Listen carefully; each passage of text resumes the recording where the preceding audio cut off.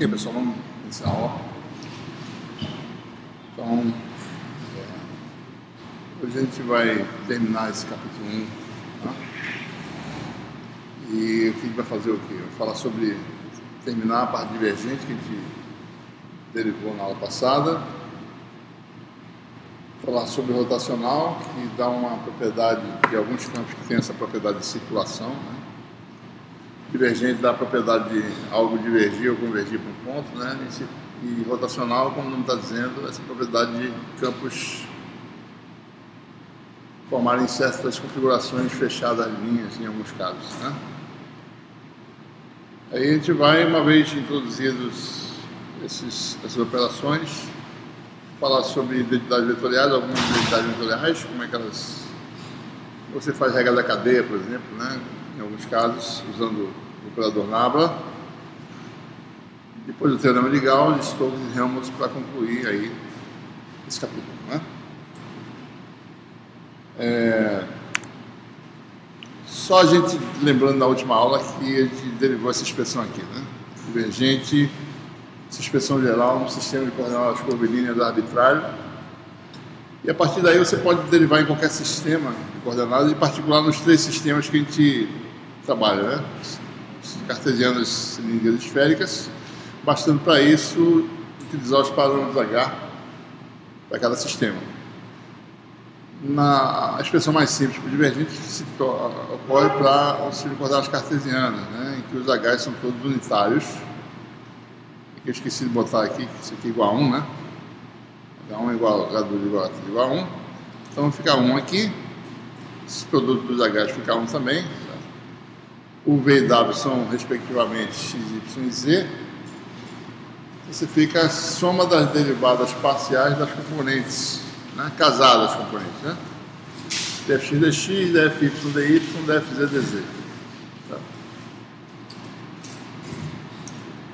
Se você for para coordenadas cilíndricas, H1 igual a 1, H2 igual a R, H3 igual a 1. Né? Aqui você vai ter R no caso, né? O produto aqui embaixo. Então, o primeiro termo vai ter um 1 sobre R, está aqui. H2 e H3 vale R, né? E aparece R, FR e DDR. Né? O segundo termo, o que acontece? Aqui tem R, que é DDφ, e aqui é 1, certo? Né? H1, H3 vale 1. Então é DFφ, Dφ sobre R. E no terceiro termo aparece R embaixo, H1, H2 da R, né? E aqui é DDZ, e o R sai da derivada, porque as variáveis são independentes. Né? Então R sai da derivada, certo? E cancela com R, fica dfdz. Então observem a dimensão, né? Sempre observe a dimensão da operação diferencial, né? Divergente de F tem dimensão do campo, que você está calculando o divergente, por unidade de comprimento. Né? Porque na própria definição, na integral de superfície sobre volume, né? Então você multiplica por quadrado de comprimento, multiplica por curva de comprimento, fica 1 sobre comprimento. Então aqui está correto, né? Comprimento e comprimento cancela, fica campo por unidade de comprimento, que é o DR aqui. Campo por unidade de comprimento, isso aqui é adimensional, é radianos, tá? De novo, campo, unidade de comprimento. Está falando de espaço geométrico, né? Então está correto. Finalmente, para esse sistema de coordenadas esféricas, temos aí esses parâmetros H, né? H1 igual a 1, H2 igual a R, H3 igual a R seno θ. Então aqui embaixo vai ser o produto dos H, vai dar R2 seno θ. Aqui teria um seno θ, né? E aqui seria H2 e H3, seria R2 seno θ. O seno θ sai da derivada, que é independente de R, e cancela com o seno θ, sobre R2. Né? DDR e R2, FR e DR. Mais uma vez a dimensão, né? O R2 dimensionalmente cancela com a dimensão de R2, fica a derivada em relação a R. Né? Continuando, né? Aqui você vai ter H3 e H1 da R seno θ aqui dentro. Fθ. O R pode sair da derivada, mas o seno θ não, né? Porque a derivada é em relação a θ. Então, o R2 cancelou com R, ficou R aqui embaixo. Certo? Finalmente, no último, H1, H2. Vai dar R. O R sai, cancelou o R2 aqui, ficou R sendo teta, né? DF, DF. Tá? Importante observar que, se você olhar principalmente para essa expressão aqui, né, que identifica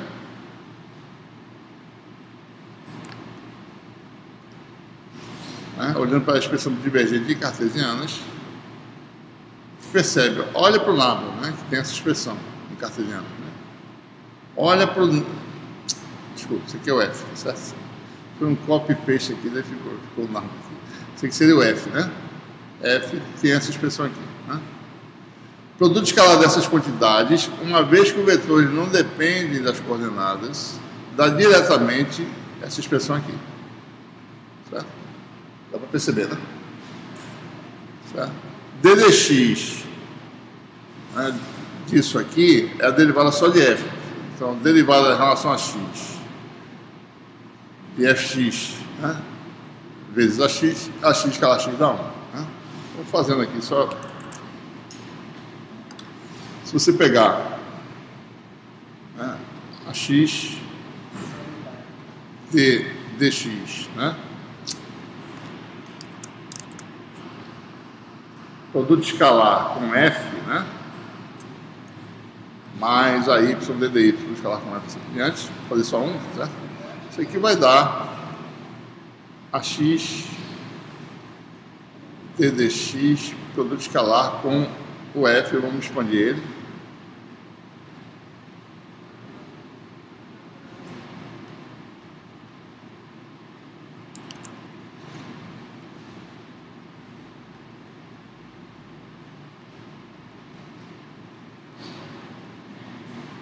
Vou fazer só um termo aqui para a gente ver, né? Olha, ddx desse produto, esse vetor é constante, né? Então fica só dfx dx, fica a x escalar x dfx dx. ddx desse produto vai dar ay dfy dx. A y escalar x dá zero. E aqui dá zero também, né? Então isso aqui vai dar dfx dx. Né? Tá? Então se eu fizer então, compondo, né? A x ddx mais a y ddy mais a ddz, ou seja, nabla escalar f, vai dar exatamente, né, a soma das derivadas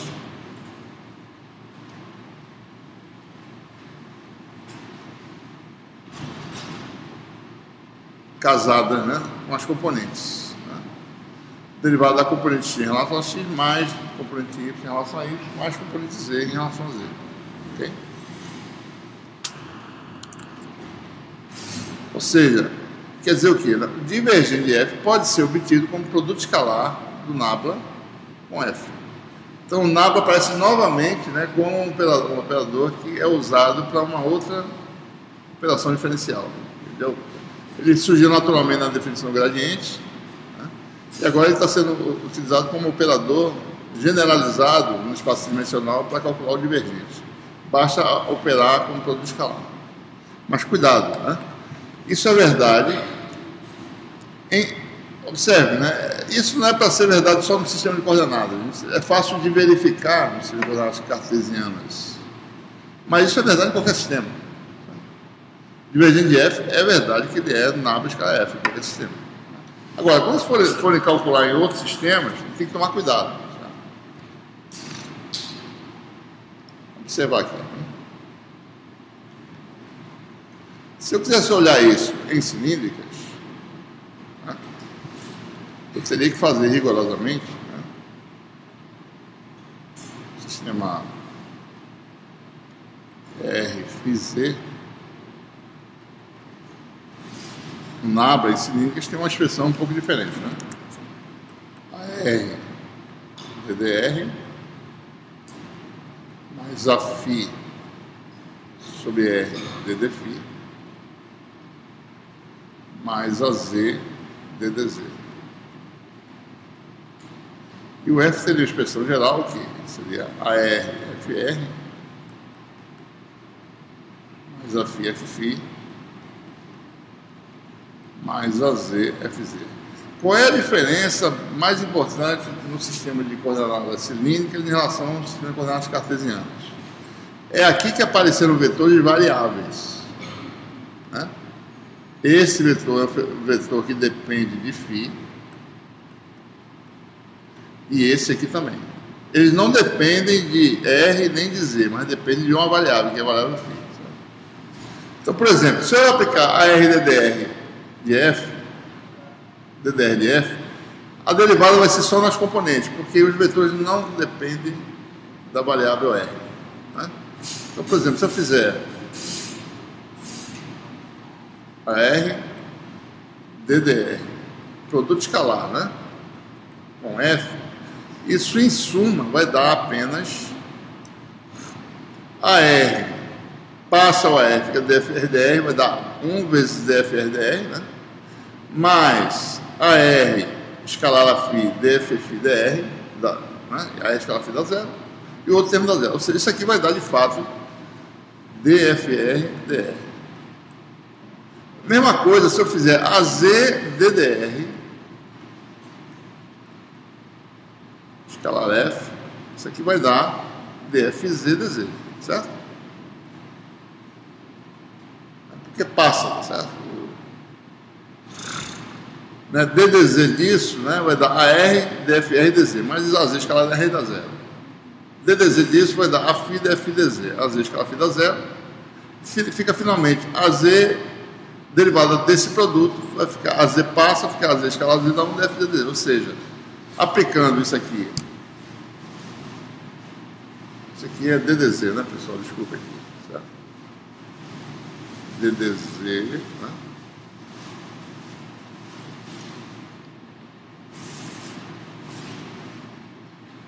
DFDZ, né? Então o problema fica quando eu fizer essa aplicação dessa operação diferencial aqui, certo? Né? Então vamos dar uma olhadinha aqui. Quando eu fizer a φ sobre R, escalar, né? O escalar aqui pode passar para cá, né? Esse aqui é um escalar, na verdade, pode passar um ponto por cima, né? DF, dφ. Aí eu tenho dois vetores variáveis, certo? F tem três componentes. A componente de Z fica diretamente DFZ dZ vezes AZ dá zero. Então fica dois termos aqui, certo? E aí você tem a φ sobre R. Aí a gente tem que tomar muito cuidado, né? Produto escalar. DDφ. AR, FR, mais a φ, Fφ. Certo? E aqui eu tenho que aplicar a regra da cadeia tradicional, né? O derivado do produto de duas quantidades. Esse vezes a derivada desse, mais a derivada desse vezes esse. Certo? Aqui também, por exemplo, DDφ, né? ARFR vai ser quem? AR DFR DR, tá? Oi. Porque eu já fiz ela, né? DDZ vai ficar AZ escalar a φ, DFZ dφ, né? DFZ dφ eu não mudo, mas AZ escalar a φ dá zero. Daí aqui ficaria assim, certo? DFR DR, né? Isso é a regra da cadeia. Primeiro derivado do segundo, mais segundo derivado do primeiro. Então vai ficar mais FR, né? DAR, dφ. Se você olhar para o escalar, esse aqui dá zero, certo? Esse aqui eu não sei, preciso saber a derivada para dar. Mesma coisa, DDφ, a φ, Fφ, regra da cadeia. A φ, F, DF, dφ, mais Fφ, DF, DAφ, dφ. Certo? Então Então, olha, observe, né? Eu tenho então a φ, o que eu quero aqui? A φ para eu escalar com esse resultado. Olha, a φ escalar isso dá zero, certo? Esse termo vai embora, mas fica esse aqui que eu não sei o que é. Então esse aqui não precisa nem me preocupar. E aqui também, aqui a φ escalar φ dá 1 nesse caso, e esse aqui eu tenho que saber o que é. Então, no fundo, para mim calcular isso, eu preciso saber quem são as derivadas dos vetores unitários.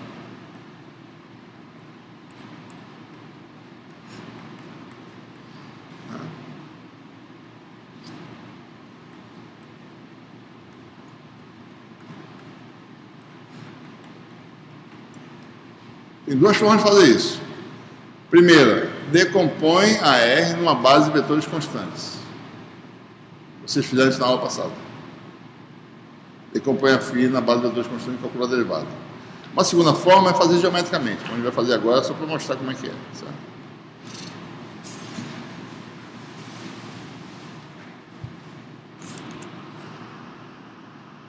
Vou fazer rapidinho aqui.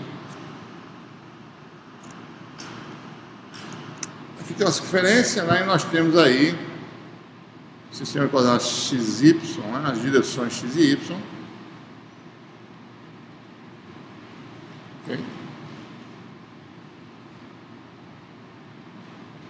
E os vetores AR e Aφ são vetores de módulo 1. Isso é uma sequência de raio 1, tá? Okay? Vetores AR e Aφ tem módulo 1. Vamos desenhar aqui o AR num ponto de espaço, né? X, Y, Z, você tem as coordenadas R, φ e Z, quer dizer que eu sei quem é φ. Então eu vou dizer que φ seja esse ângulo aqui. Aqui está o AR, né? E o Aφ está ortogonal, né? O Aφ aponta, né, tangente à circunferência, eu vou desenhar ele aqui, certo? 90 graus dele, né? Então aqui estão os vetorizinhos AR e Aφ. Então, calcular a derivada de um vetor é pegar o vetor, variar o argumento dele de um pequeno incremento e ver para onde ele vai. Calcular a diferença, o novo vetor menos o antigo. Certo? Então, digamos que isso aqui seja φ. Eu vou variar φ de um pequeno incremento, delta φ. Certo? Chama de delta φ. Então, se eu variar φ de um pequeno incremento, eu vou exagerar um pouquinho a figura. Certo? Ele vai bater aqui. E o Aφ vai bater aqui, né, em algum lugar. Certo?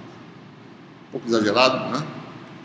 Seria bem menos que isso, eu só exagerei um pouquinho. Então, esse ângulozinho aqui é delta φ, né? Como esse aqui também é. Né? Vamos voltar aqui. Esse aqui também, certo? Delta φ. Qual é o vetor novo? É esse. Esse aqui é o vetor antigo. Esse aqui era o vetor AR original, o novo vetor AR é esse. Então, a diferença dos dois é esse vetor que vai mais ou menos tangente, né? É a diferença delta AR, né? Certo? O vetor delta φ é esse vetor aqui. Delta Aφ. Então, calcular a derivada é varia o argumento de uma pequena quantidade e ver a variação do vetor. A variação do vetor é delta R. Daí você pega essa variação e divide pela variação do argumento, delta φ. Daí você tem a derivada, né, no limite, quando essa diferença é pequena. Então, delta AR é quem? Né? É um vetor cujo comprimento é esse segmento aqui. Só que essa aqui vai ser raio 1, né? Esse comprimento é aproximadamente 1 vezes delta φ. 1 delta φ vezes o vetor tangente da trajetória. Quem é esse vetor tangente? Lembre-se, isso aqui é muito pequeno, né? Esse vetor tangente é aproximadamente esse vetor aqui, ó. Estava aqui, certo? Vetor Aφ. Né?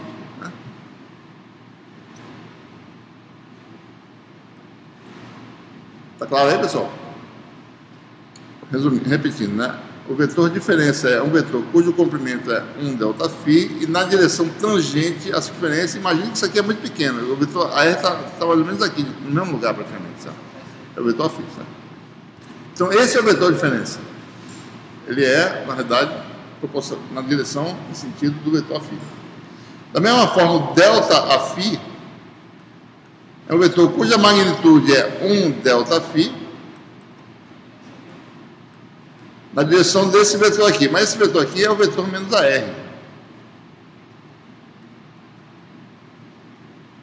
Certo? Então temos a derivada aqui direto. Isso é para fazer a razão. DAR, DAφ, DAR, DAφ dá Aφ. DAφ, DAφ dá menos AR. Ou seja, no limite, né, que esses incrementos são pequenos, você vai ter as derivadas. DAR, DAφ igual a φ, tá? DAφ vai dar menos AR. Então, derivada de vetor resulta em um vetor que é diferente do vetor original. Nesse caso, ortogonal. Oi? DAR, Dφ igual a φ. DAφ não pode, né? Isso é um erro grosseiro, né? Dφ, tá certo, igual a menos AR, né? Então, derivado em cima também, né?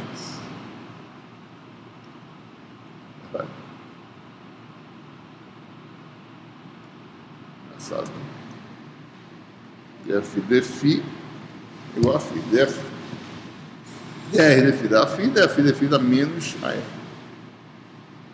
Né? Então vocês podem fazer isso calculando, né, aquelas expressões, calcula derivado, vocês vão ver que dá exatamente isso. Né? Vocês podem fazer derivado de vetor usando esse procedimento em qualquer sistema. Vocês podem análise esféricas, né? Você pode pegar os vetores AR e ver como é que eles variam. Né? Basta calcular os vetores de diferença e as razões, vocês vão ver que vai ter resultado. Então você faça como exercício. Isso tem no final do capítulo, vocês calcularem, tá certo? Então o que quer dizer isso? Né? DAR, DAφ. Isso aqui deu a φ, né? Isso aqui dá menos AR, né? Certo? Então, com isso vocês calculariam, né? Por exemplo, esse produto escalar aqui, a φ sobre R, com isso aqui dá 1 sobre R vezes isso. E o outro termo, como dá menos AR, a φ com AR dá zero, né? Vai ter um termo que dá zero. Aqui esse termo vai dar a φ escalar a φ que vai dar 1. Ou seja, vocês podem calcular. E vocês, quando recomporem tudo, vai dar exatamente a expressão em cilíndrica, né? Que é essa expressão aqui. É por isso que aparece esse fatorzinho aqui. Sabe? Isso aparece exatamente dessas derivadas que quando você combina, aparece um fatorzinho de R. Tem dois, isso aqui quer dizer que existem dois termos aqui. Né? DFR-DR mais FR, né? FR vezes DR que dá 1, vai dar FR sobre R mais RDFR-DR. R sobre R dá 1. Então tem dois termos aqui. Esses dois termos aparecem exatamente nessas derivadas de vetores. Né? Da mesma forma que acontece aqui, certo? Nesse outro, né, aparecem esses termos aqui, que são duas derivadas aqui, na verdade. Né? Aqui também tem duas derivadas. Né? Se expandir, tem duas derivadas. Essas derivadas aparecem exatamente nesses derivados de vetores que dão para o escalar no nulo, em alguns casos. Quando a gente pensa que dá. Ou seja, o derivado do vetor AR é um vetor ortogonal a R, o derivado do vetor Aφ é um vetor ortogonal a φ, em relação ao argumento φ. Tá? Ok? Ou seja, se fizer a conta certinha, vocês vão ter em qualquer sistema, não só em cartesiano, mas em qualquer sistema, divergente de F igual a nabla escalar F.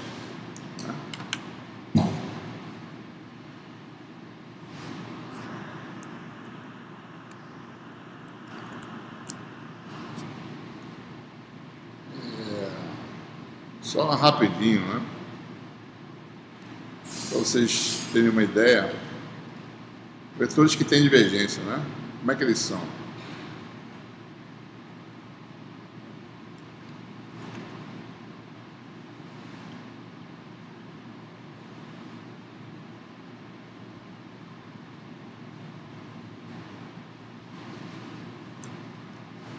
Um exemplozinho rápido, né?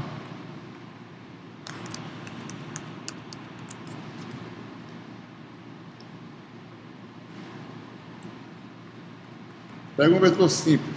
vetor x, vetor posição em cartesiana, né?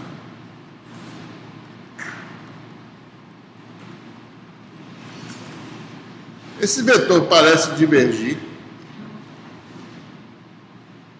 Vetor x, olhem para ele, imagine ele, né, no espaço. Né? O vetor x é o vetor que vai da origem até um ponto de espaço. Né? Aqui ele é assim, né? Ele sempre aumenta, né? Quanto mais longe o módulo dele aumenta, não é isso? Ele não parece divergir, né? No ponto, né? Quer dizer que sempre tem fluxo em torno de um ponto, né? Certo? Divergente quer dizer isso, tem fluxo em torno de um ponto no espaço. Da origem, por exemplo, mesmo que você pegar um ponto aqui qualquer, deve ter alguma coisa, certo? Bom, o que é o divergente de f? É mais fácil calcular se eu pegar direto em cartesianas. O fx é x, o fy é y e o fz é z. dfx dx dá 1, dfy dy dá 1, dfz dz dá 1. Isso aqui vai dar 3, certo? Tá? Então a divergência é constante em todo espaço. Tem divergência de f de x em qualquer lugar. Ou seja, sempre em qualquer ponto que você tiver no espaço, calcular o fluxo em torno desse ponto, sempre vai existir alguma coisa, certo? Tem uma divergência. Se você quisesse calcular, por exemplo, em esféricas,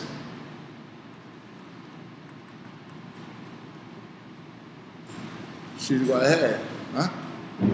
Eu vou aqui para minhas expressões esféricas. Posso calcular aqui, se eu fizer, eu teria que calcular a derivada de vetor. Se eu fosse aplicar a fórmula nabla aplicada a f, teria que calcular a derivada de vetores.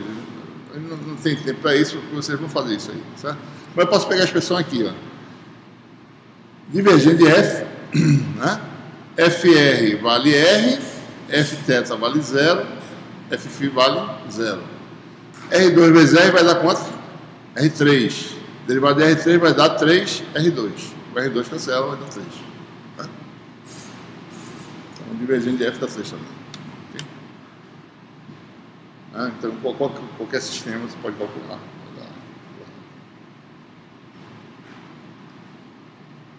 Muito bem, então vamos agora falar sobre o rotacional, que é uma segunda propriedade dos campos vetoriais que a gente se depara no eletromagnetismo, né? Existem campos no eletromagnetismo que divergem, parecem divergir de um ponto, ou seja, é uma forma de detectar a fonte desse campo. Né? No caso bem definido que nós temos no eletromagnetismo é o campo elétrico. Né? Se tiver uma carga no espaço, essa carga é como se estivesse irradiando linhas de campo. Né? E você tem coisas divergindo. Se essa carga é positiva, essas linhas saem do ponto. Se essa carga é negativa, essas linhas convergem para o ponto. O rotacional é uma segunda característica de alguns campos que existem, em particular o campo magnético. Então, essa característica qual é? Bom, então o rotacional vem para medir isso, né? Existem campos que têm a propriedade de, digamos, circular em torno de um ponto, e não divergir, mas circular. Né? Então, o rotacional é exatamente como o nome está dizendo, é essa propriedade. Né? Então, por definição, suponha que você queira saber, você tem um campo vetorial F no espaço, né? E você quer saber se esse campo tem essa propriedade de formar linhas, digamos, fechadas. Né? Então, a gente define esse operador rotacional, que é um vetor, e aí eu preciso calcular cada componente do vetor. Então, por exemplo, se eu quiser calcular a componente numa direção específica, digamos, dada pelo vetor unitário AI, então eu pego uma área diferencial ΔS, né? Defino esse caminho orientado de acordo com a regra da mão direita, em que, né, no sentido do polegar, o caminho é traçado numa trajetória em que o polegar dá o sentido do vetor que eu quero projetar ao meu rotacional. Então, calculo a circulação desse campo conhecido em torno desse ponto. Isso é uma área pequena, área diferencial, e faço o limite. Uma área vai para zero. Vejo se essa circulação, no limite, se essa circulação existir, se essa razão existir, você teria a componente do rotacional nesse sentido. Né? No sentido aí. Quer calcular em outra direção? Pega de novo, define uma área normal nessa direção em sentido e faça a trajetória, calcula a integral de linha e faz a razão. No limite, né, vocês observem que isso novamente é campo vezes comprimento sobre comprimento ao quadrado. Vai dar de novo, né, campo, unidade de comprimento. Isso sendo para processo de limite, é um outro tipo de derivada que vai aparecer. E a gente, para calcular completamente o rotacional, né, cada componente precisa calcular 3 componentes ortogonais no sistema de coordenadas. Certo? Então, vamos calcular no sistema o VW que nós definimos na aula passada. Mais uma vez, basta calcular uma das componentes, porque daí eu faço permutação cíclica. Certo? Eu sei todas as componentes. Então, vamos mais uma vez calcular a componente U. Esse é um desenhozinho aí, em que você tem aí uma área, né, que se conforma com as interseções de superfícies coordenadas que definem os segmentos. Né? Se tem o caminho fechado, eu vou calcular a rotacional na direção 1, então eu tenho aqui calcular a circulação nessa área. Né? Observe, né? Esse aqui é o sentido do vetor V, isso aqui é o sentido do vetor W na sequência cíclica. Né? A U vetorial V da W, a V vetorial W da AU, a W vetorial U da AV. Está cíclica a sequência. Né? Comprimento total aqui é H2dV, o comprimento total aqui é H3dW. Né? Ou seja, eu tenho aqui o centro dessa área, né? Eu corto mais ou menos a metade. Ou seja, a variação da coordenada V é dV total, mas daqui para cá é dV sobre 2, daqui para cá é dV sobre 2, daqui para cá é dW sobre 2, daqui para cá é dW sobre 2. Tá? Então, vamos calcular isso.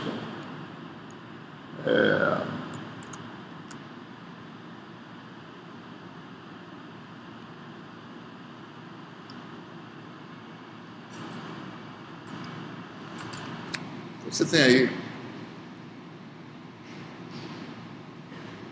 essa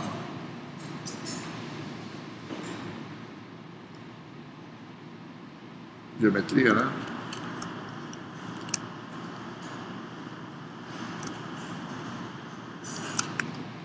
Certo? Então, eu vou admitir que eu conheça as integrais de linhas nos segmentos intermediários. Certo? Por exemplo, a integral de linha nesse segmento intermediário aqui, que V é crescente, eu vou chamar de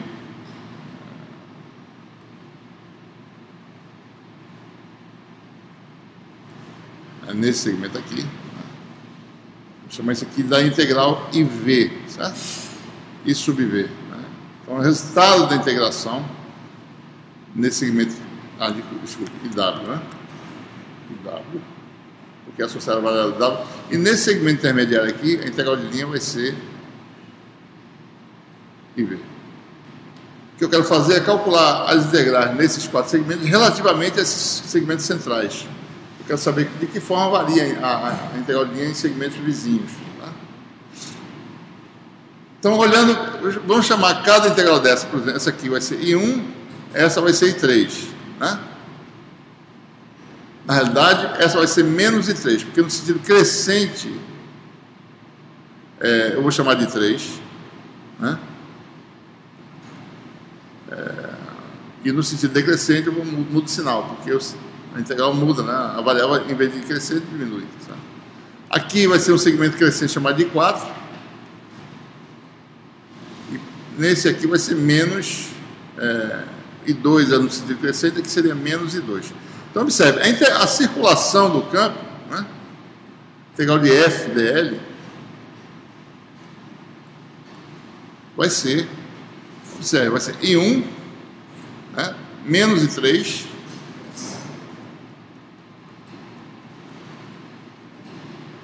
mais I4 menos I2. Então, menos I2 mais I4. Quem é I1, né? Bom, a integral I1, eu não vou calcular ela diretamente, eu vou relacionar I1, certo? Com essa intermediária aqui. Ela é aproximadamente ela. Por que eu estou fazendo isso? Porque eu quero comparar essa com essa. Então, pego ambas e referencio a uma intermediária. I1 é IW, mais uma pequena variação, que é uma correçãozinha de Taylor de primeira ordem. I1 é aproximadamente IW,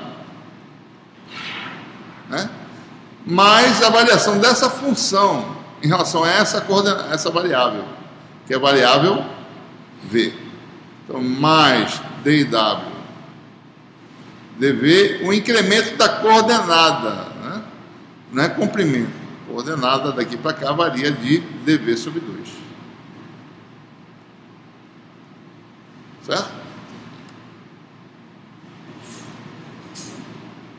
E a integral I3, que é daqui para cá, é aproximadamente W, mesma referência, né? No mesmo sentido, mais a variação daqui para cá. Vai ser mais a derivada de dw dv vezes o incremento, só que é um decréscimo, é menos dv sobre 2. Então, menos dw dv sobre 2. Né? Então, como nós queremos, né, essa diferença, isso aqui cancela, fica essa soma. Em 1 menos I3 vai dar 2 vezes um deles, dá dw dv. Certo? Se vocês calcularem I2 menos I4, vai dar algo parecido. Menos I2 mais I4 vai dar algo parecido, só que são trocados. Vai dv dw, vai dar isso aqui, menos, fica para vocês fazerem, tá? dv dw,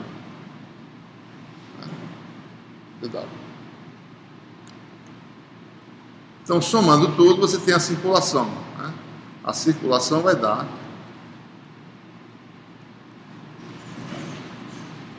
no limite. Observe que eu estou calculando só multiplicando pelos segmentos, que são diferenciais. dw dv menos dv dw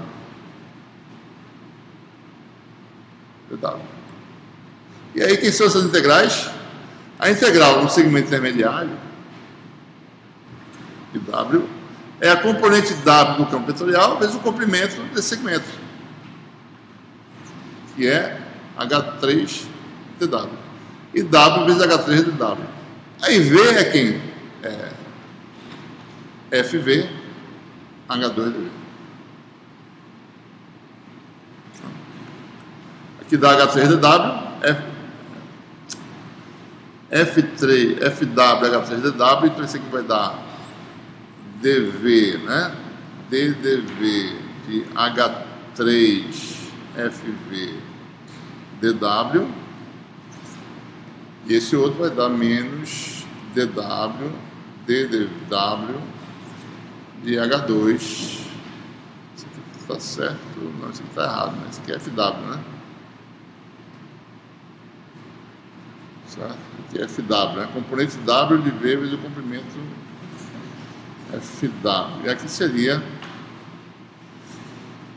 H2 FV dV. E daí, observem, quem sempre fala, né? No sistema, o VW é variável, o V e W são independentes. Quer dizer, dW, dV é igual a zero. Ou seja, isso aqui sai da derivada. Isso aqui sai da derivada. A gente não pode falar a mesma coisa do H2 e do H3, né? Então fica dV dW, ddV FW vezes H2, né? Desculpa, H3 menos ddW H2 FV. Então a expressão é fácil de perceber, né? Então esse é o numerador, né? Ou seja, o que é isso aí? Componente U do rotacional, certo? Denominador é a área, delta S na direção U, que é o produto dos segmentos, né? Esse comprimento vezes esse, H2, H3, dV dW.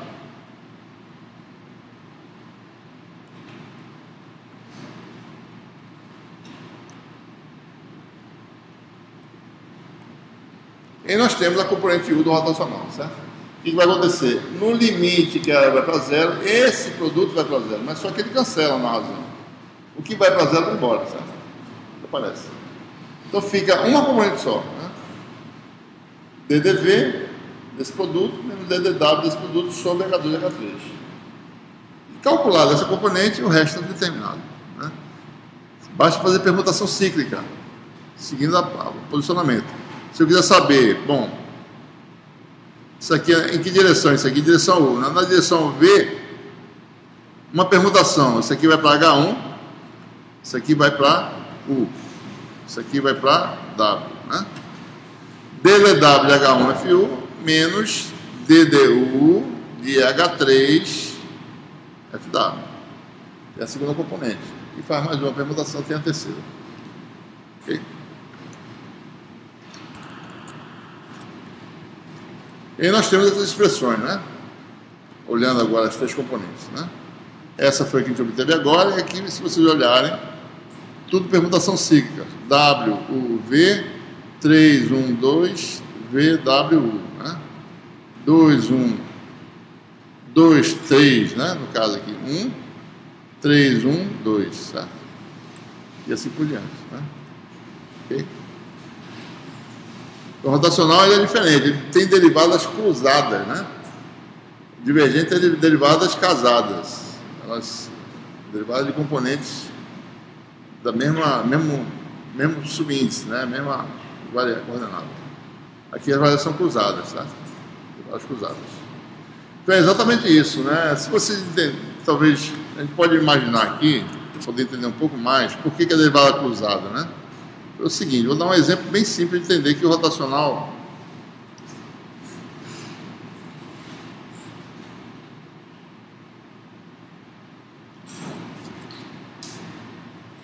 fragmento aqui,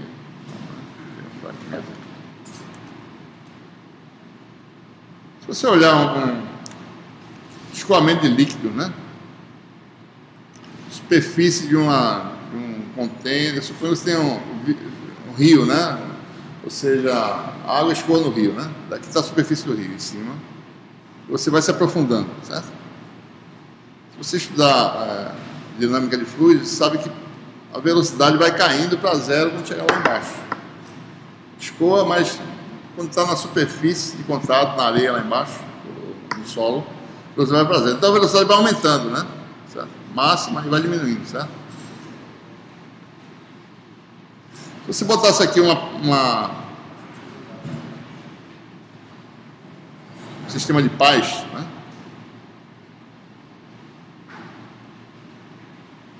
Essa pá ia rodar assim, certo?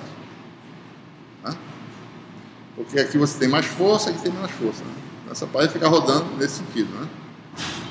Então o que a gente está medindo aqui? A variação do campo de velocidade com uma coordenada que é cruzada, uma coordenada ortogonal. Como é que isso varia com essa coordenada aqui, certo? Então, se existe essa variação com uma coordenada que é cruzada, você vai ter rotacional. Então, isso que é o rotacional, né? Realmente, em campos de fluidos, dá isso, né? Você vê essa propriedade de variação de um campo com uma coordenada que é ortogonal desse campo. Você vai ter uma medida desse tipo de propriedade, sabe? Rotacional. É isso que a gente está vendo aí. Por isso que aparecem essas derivadas cruzadas. Ok? Mais uma vez, você tem essas expressões cada vez mais complicadas nos sistemas de coordenadas, né? Cartesianas, cilíndricas e esféricas. Isso aqui tá... Tem uns errozinhos aí, viu, pessoal? Que eu não posso corrigir aqui. Não posso corrigir se eu abrir, mas vou deixar aqui. Isso aqui é um R minúsculo, tá? Certo? Então, corrijam aí. Se assistirem, esse aqui está correto. Cartesianas, cilíndricas e esféricas, né? Então, a expressão mais simples rotacional é que os parâmetros H iguais a 1, você tem as derivadas cruzadas, né? Ó, YZ, certo? Olha a sequência cíclica aqui positiva. X, Y, porque a derivada vem primeiro, depois vem a componente vetor. X, Y, Z dá mais. Mudou a permutação, dá menos. X é Y. Certo? Y, Z, X é positivo. Então, basta saber uma componente. Você sabe as outras 5. Os outros 5 termos, né? YZX, YXZ é menos. ZX, Y cíclico, né? ZYX mudou, ficou um sinal negativo. Então, quer saber a expressão rotacional? Basta saber o primeiro termo, né? XYZ. Você sabe todos os outros. Tá? Fica mais difícil nos outros sistemas, né? Aqui tem essas derivadas que tem derivada de vetor. Como a gente falou, né? A gente vai ver já, mas dá essas expressões mais complicadas, né? Cada vez mais complicadas. E mais uma vez identifica desse termo aqui, ó.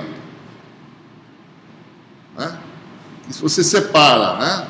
Pega, faz formalmente, produto vetorial de nabla, isso aqui de novo está errado, é o F, né?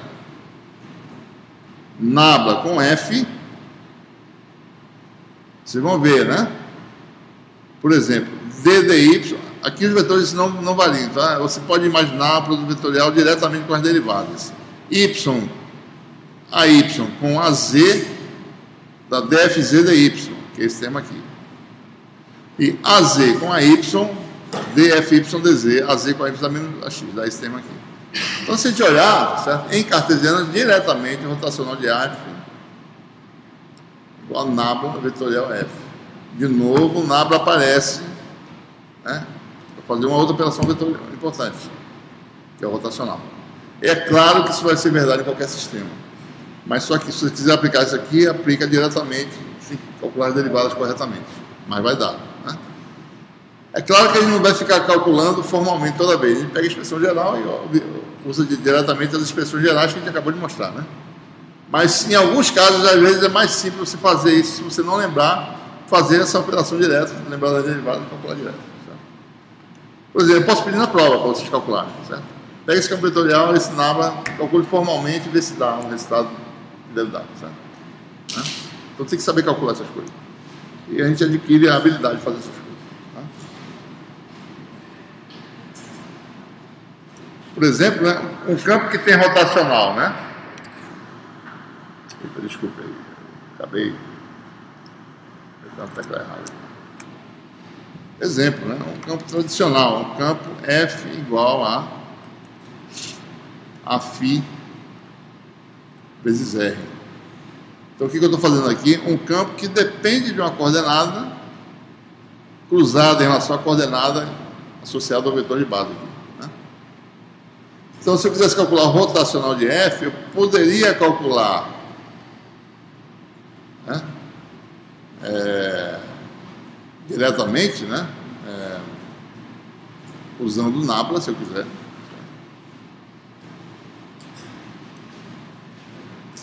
Usando o nabla, você teria aí. Você está fazendo, né? A gente sabe calcular derivada, vamos fazer assim: AR vetorial DDR, né? R a φ. Vou calcular assim, tá certo? Agora ele pode fazer mais rápido. Mais a φ sobre R. Eu estou pegando o nabla e as componentes dele. A φ sobre R é a segunda, né? Vetorial DDφ de R a φ mais AZ produto vetorial com DDZ de R a φ. Observe que eu rapidamente fiz, né? O vetorial estava aqui, eu botei para cá, porque o vetorial com a operação produto vetorial comuta com um operador escalar qualquer, certo? Posso passar por cima, né? Era ARDDR vetorial, eu peguei o vetorial e passei para cá, certo? Aqui também. Bom, DDR disso aqui é a derivada só do R, né? Porque é a derivada de φ dá zero.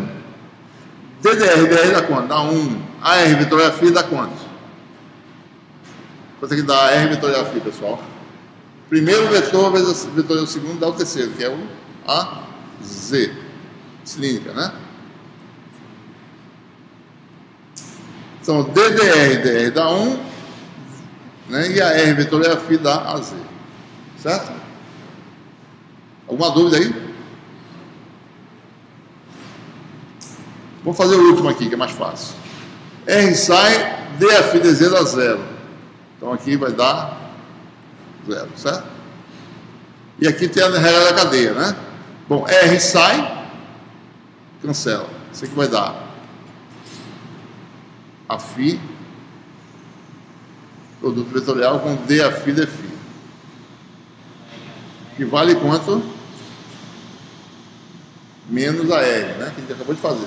D a φ dφ, basta você olhar, o a φ está aqui, o R está aqui, né? rodar um pouquinho, dá um vetor para cá. Tá? Menos a R. Né? Oi? O R saiu do derivado e cancelou. Ficou a φ vetorial de a φ que é menos a R. Então isso aqui dá menos a R, a φ vetorial a R vetorial a φ dá a Z, a φ vetorial a R dá menos a Z, então com menos dá mais, isso aqui vai dar a Z. Certo? Ou seja, resultado, né? A Z mais a Z, que vai dar 2AZ. Rotacional de R a φ é 2AZ. No sentido, né? Um vetor R a φ é um vetor que aumenta com R, né? Mas se você for ver como é que é a configuração em cada ponto do espaço, o vetor R a φ faz isso, né?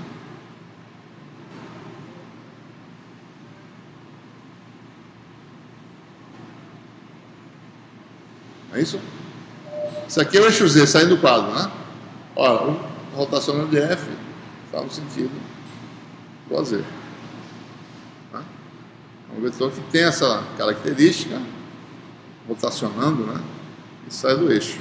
E é constante todo o espaço. Né? Aqui tem rotacional também, certo? Se você calcular aqui, né? É um vetor constante, rotacional de F.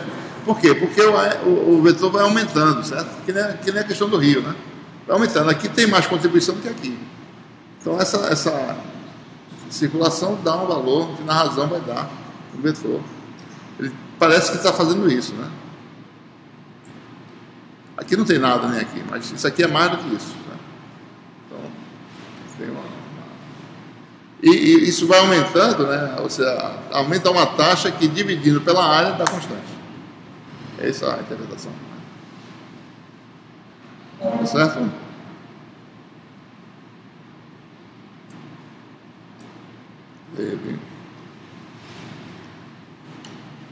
Muito bem.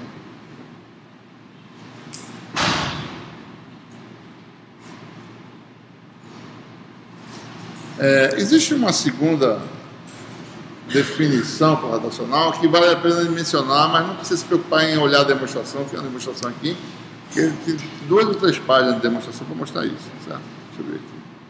Mais ou menos 2 páginas, né? Não precisa se preocupar, mas o importante só é a gente olhar a definição. A gente fez uma definição do rotacional agora há pouco, né?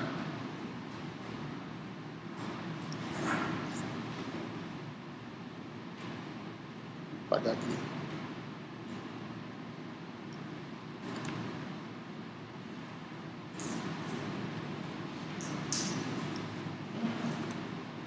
A gente acabou de fazer a definição rotacional, que era a componente na direção I, né? A projeção na direção I do rotacional, isso é um vetor, né?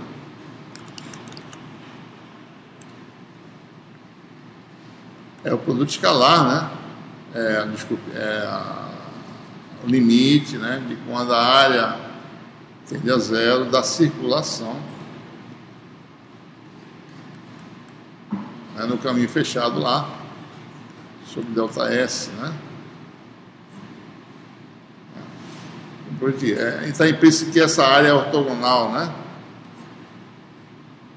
A direção aí. Né? Essa é a definição que a gente fez agora há pouco, certo? Do caminho C. Olha, essa definição é interessante, dá para perceber diretamente o significado físico, né?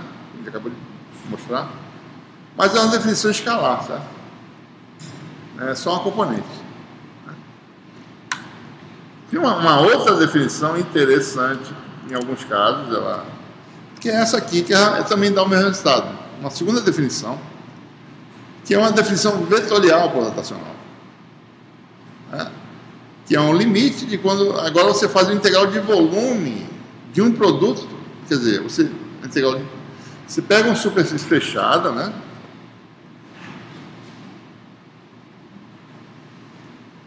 ΔS, o ds é o elemento de área da superfície, para fora, né?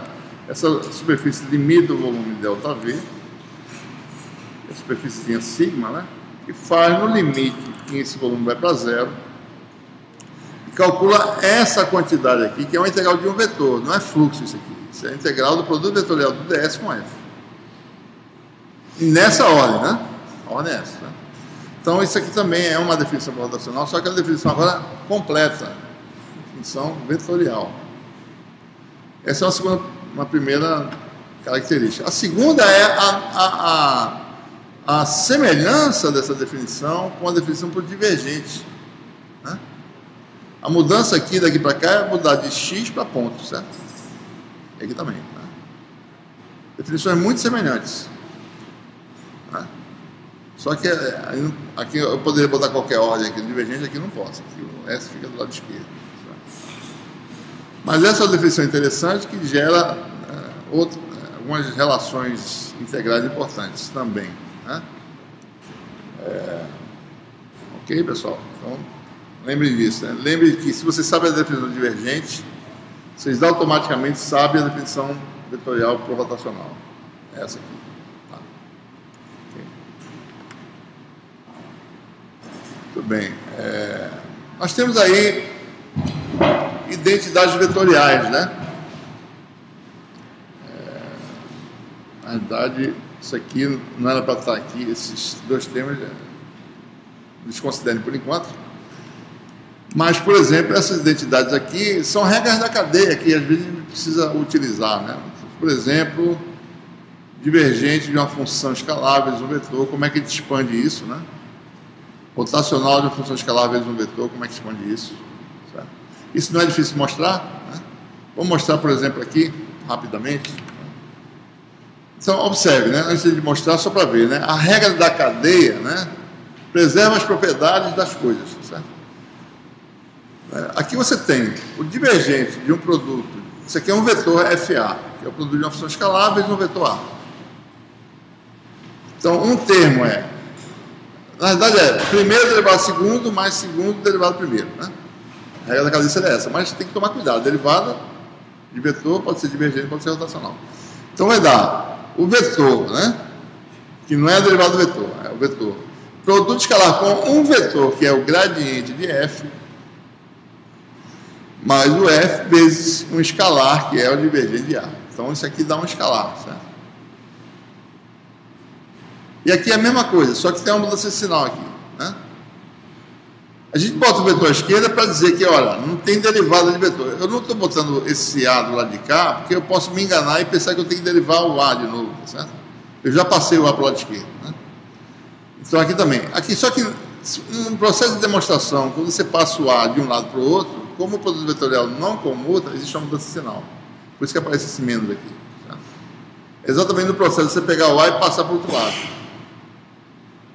Mas é semelhante, né? A regra da cadeia só que é A vetorial gradiente, F vezes rotacional. Certo? Temos tempo de mostrar isso aí? Então, vou fazer aqui, né? Divergente de F vezes A. Vamos pegar A e decompor no sistema de coordenadas, num sistema qualquer, né? Soma em I de 1 a 3, aí F, vamos aliar, né? Componente I do vetor, componente I do vetor unitário. Lembrando que os vetores podem ter derivada, né? Tomar cuidado. Isso aqui eu vou, simbolicamente, eu vou tirar esse símbolo aqui, só para não ficar com esse símbolo carregando o tempo todo. Né? Aí, certo? Você tem aí, então, no fundo você quer calcular uma soma, né, de I igual a T3, mas no fundo você quer calcular isso aqui, né?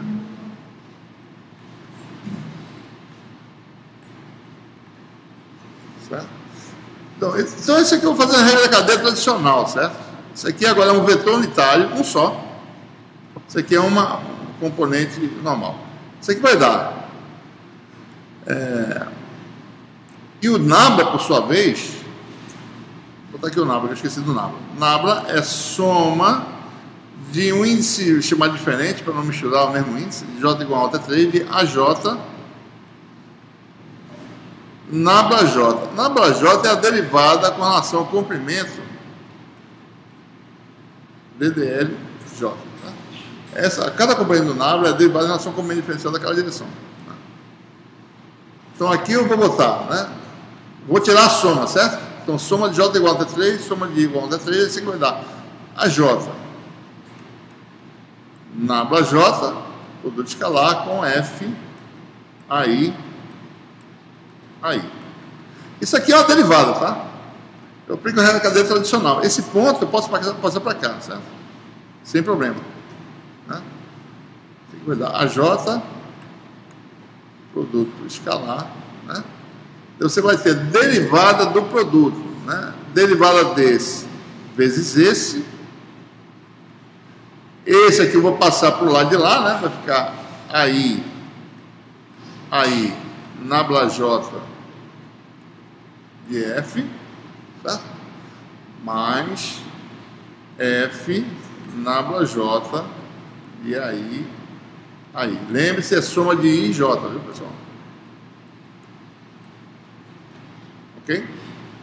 Mais uma vez, eu vou pegar esse ponto e passar por cima aqui, viu? Botar ele para cá, certo?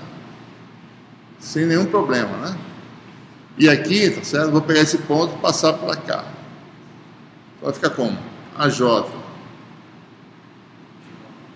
Né? Aliás, no ponto eu não vou passar tudo, né? Vou passar todo mundo. Mas dá para passar isso tudinho, tá certo? É melhor fazer assim, passar isso tudinho para cá, certo? Esse ponto eu vou passar junto, aliás, isso tudinho não, vou fazer isso aqui. Isso tudinho aqui, vou passar para o lado de lá, né? Vai ficar isso, escalar, isso. Né? E aqui também, tá certo? Vou pegar... Vou fazer que é melhor, né? A gente está falando. Esse aqui vai dar... Aí, é nesse momento que aquela diferença que eu falei vai aparecer. Aí, produto escalar com a J, nabla J, F. Não violei nenhuma propriedade por aqui, certo?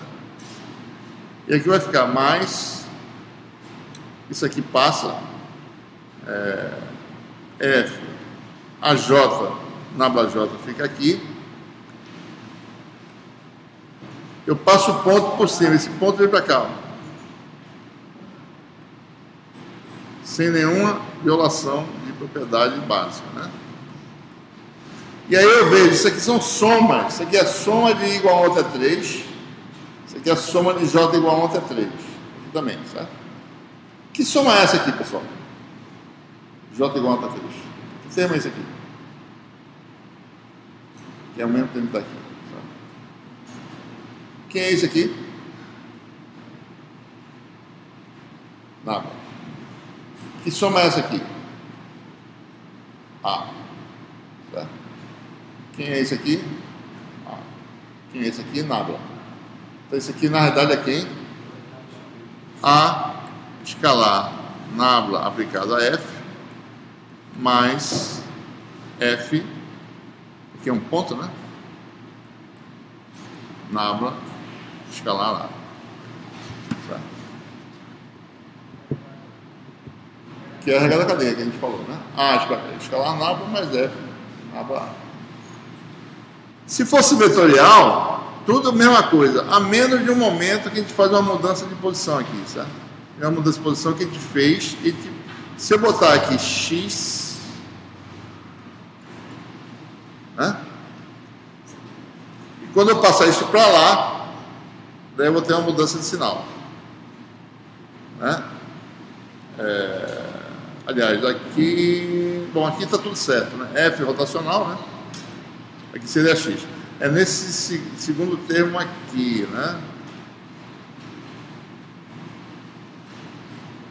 Qual é o termo mesmo? É nesse termo aqui, tá certo? Exatamente aqui. Isso aqui que dava menos. Se eu botar um vezes aqui, se eu mudar a posição, isso aqui vai para menos, né? Né? Se eu mudar a posição aqui, aí realmente tem a mudança de sinal. Por isso que dá aquela mudança de sinal lá. A mesma coisa. Não há diferença de demonstração, dá o mesmo resultado, né? Certo? Mesma coisa, só com a mudança de sinal, porque eu comutei a posição.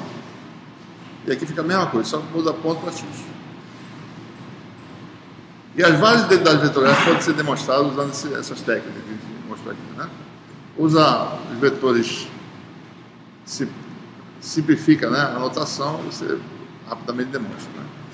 Uma outra coisa importante é aplicações sucessivas do Nabla, e daí surgem propriedades interessantes e importantes, né? A primeira é essa, né? Todo o vetor que é obtido do gradiente de uma função escalar, isso aqui é esse tal vetor, né? Isso aqui é um vetor, gradiente de uma função escalar. Todo vetor que é assim escrito, ele vai ter rotacional nulo. Então isso aqui é verdadeiro, qualquer que seja f. Isso é uma propriedade extremamente importante, né? A gente vai ver, o campo elétrico é obtido do gradiente da função escalar. Então, de cara, o rotacional de f vai dar zero. O rotacional do campo elétrico vai dar zero, né? O campo elétrico é rotacional. Então, o campo elétrico não tem aquelas propriedades de fazer isso, né? Tem uma característica elétrica que a gente está falando eletrostático, né? O eletrodinâmico, que varia no tempo, tem essa propriedade, certo? Mas o campo eletrostático, a gente vai começar o curso falando dele, não. Ele tem essa propriedade de não fazer isso, não rodar, né?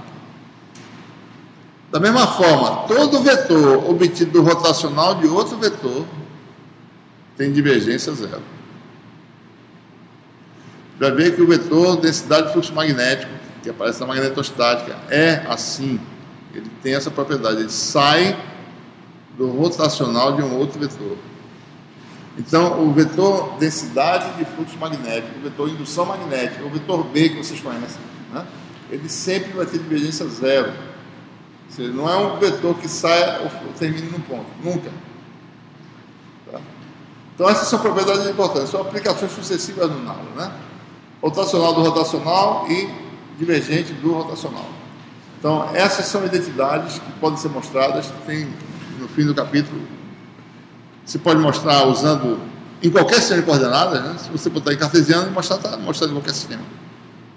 Não depende do sistema de coordenadas, né?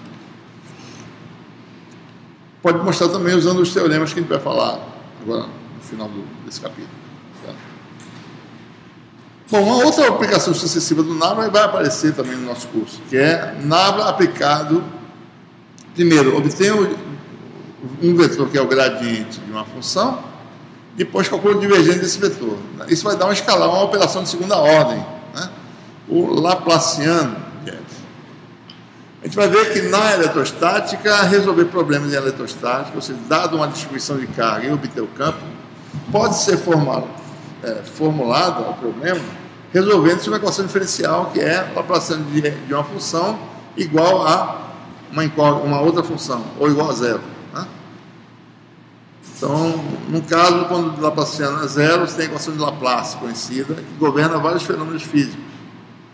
Quando o Laplaciano de f é não nulo, você tem a equação de Poisson, né? E o segundo membro é uma função de densidade, no nosso caso, a densidade de carga. Certo? Então, a gente vai ver que a eletrostatica pode ser formulada como uma solução, resolver esse problema, né? A equação diferencial de segunda ordem. Certo? A gente vai tratar disso no capítulo 3, problema de valor de fronteira em eletrostática, né? Certo? Bom, e o Laplaciano vai ter expressões, basta calcular, né? Se você calcula, só para a gente ver rapidamente, né? Só para indicar aqui, vocês deduzam aí, trabalhem bastante nisso aí para vocês adquirirem a familiaridade.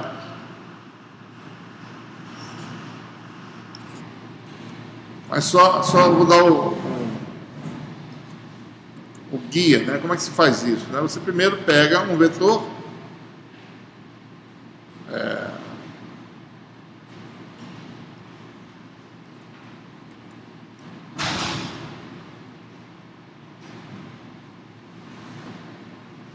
se você tem aí uma função f, né?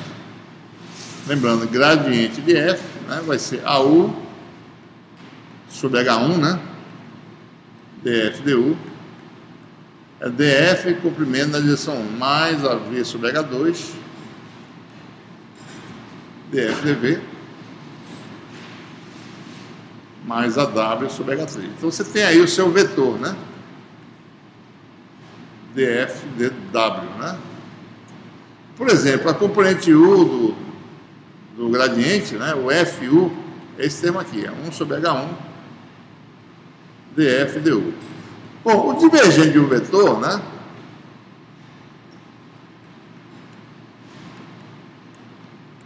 tem três termos. Eu vou colocar só o primeiro, né? 1 sobre H1, H2, H3, DDU, né?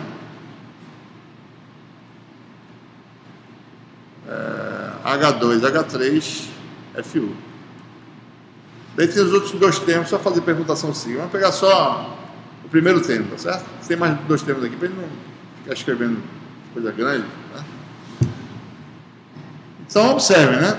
O primeiro termo seria divergente de f de f, né? E a primeira parte do divergente, tem três termos, o primeiro termo seria pegar f e jogar aqui dentro, certo?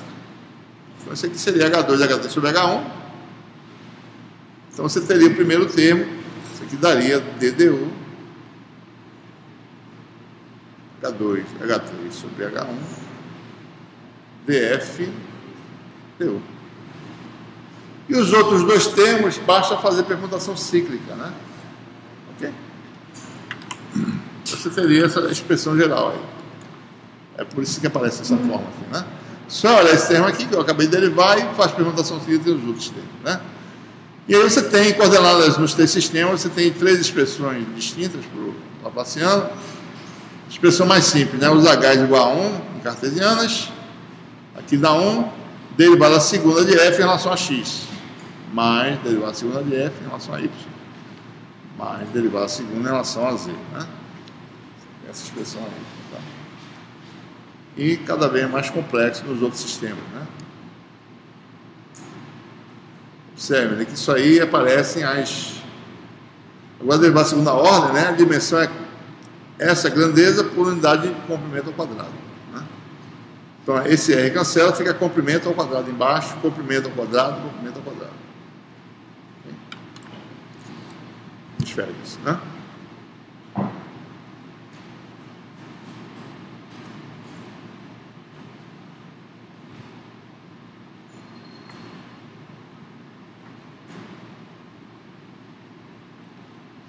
Muito bem. Vamos agora concluir o capítulo, né, com alguns teoremas da análise vetorial, começando pelo teorema de Gauss, né? Ou seja, esses teoremas, na realidade, esses dois próximos teoremas que a gente vai falar, são, na realidade, as generalizações para volumes macroscópicos ou áreas macroscópicas do divergente no rotacional. Divergente foi definido como se fosse uma coisa microscópica, né? Num ponto sem divergente. Como é que eu generalizo esse conceito se eu tiver um volume macroscópico, certo? E não mais um volume microscópico? Então nós temos aí o teorema de Gauss, certo? Então, você tem aí o divergente de um vetor, né? É um limite. Você pega um volumezinho diferencial, calcula o fluxo para fora desse limite, divide pelo volume, e você tem no limite o divergente, né?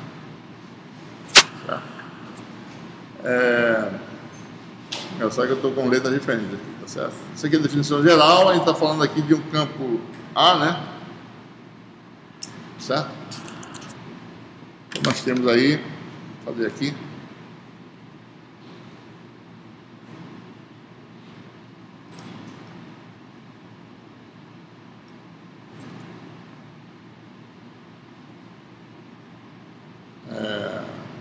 Temos aí essa figura.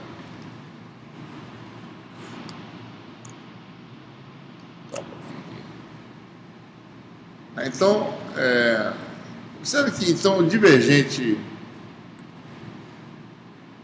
que sabemos que é o nabla, né? Só muda para branco aqui, né? O divergente de um vetor A, né?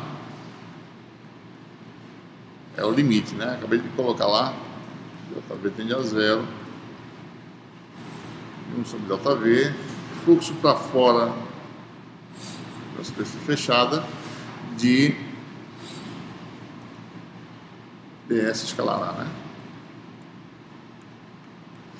Então, no limite, isso aqui, na verdade, é um fluxo microscópico, digamos assim, que sai de um volume microscópico, né? Então, se eu pegar esse volumezinho microscópico aqui de um volume macroscópico, né? Esse volume me dá, né, um fluxo, né? Cada volumezinho desse me dá um fluxo ΔΦ que sai desse volume, né? E no fundo eu tenho esse limite, né? A razão entre o fluxo microscópico e o volume microscópico.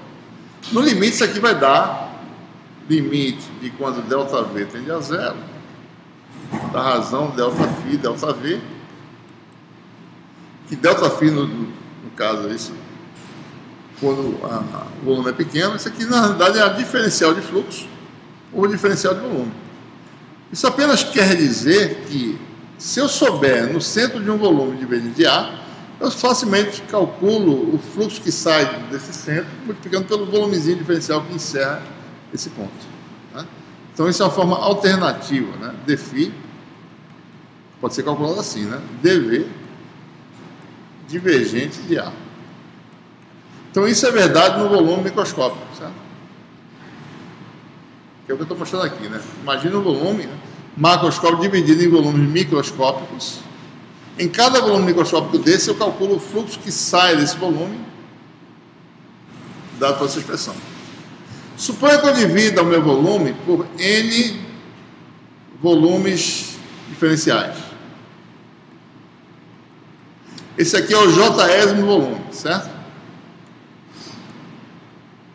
Volume J, né? Nesse caso, eu tenho...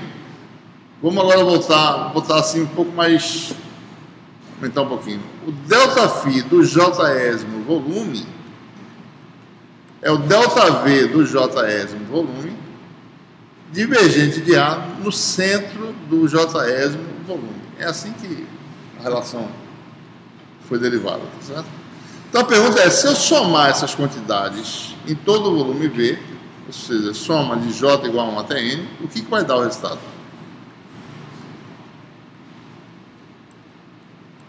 Lembrando o significado disso aqui, né? ΔΦ é a integral de superfície na superfície do limite do volume diferencial.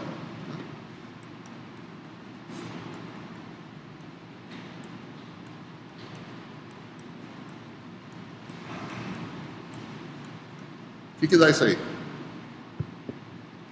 Do lado direito é muito fácil de perceber. Isso aqui é no limite, quando o volume é muito pequeno, isso aqui vai convergir para o quê?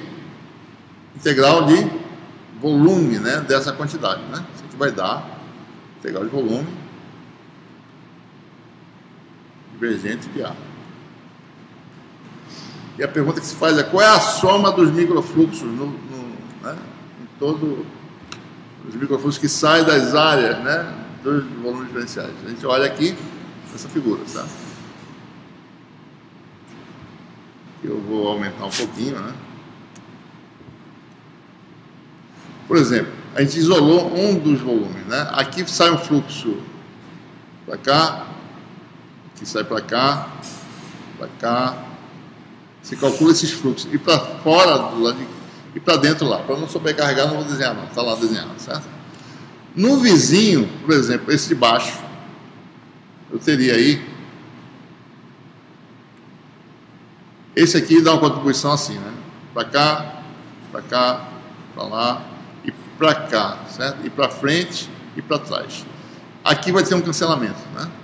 Porque é o mesmo campo vetorial, a mesma área, só que o vetor unitário mudou de sentido. Né? Então, num lado dá positivo para esse volume, do outro muda de sinal negativo. Então, aqui tem um cancelamento. Então, a contribuição desses dois dá a integral de superfície na superfície externa, que é esse volume aqui, certo?